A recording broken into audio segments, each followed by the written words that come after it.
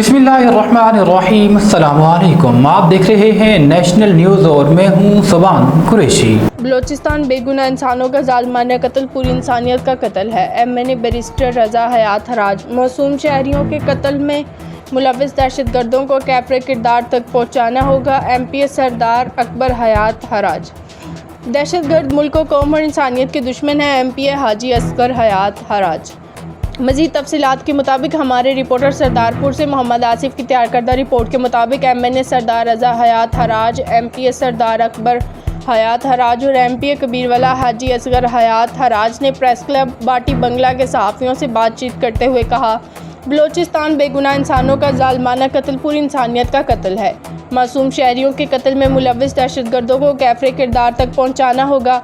उन्होंने मज़ीद कहा, दहशतगर्दी की यह कार्रवाई इंतहाई शर्मनाक है, जिसकी जितनी मज़म्मत की जाए कम है।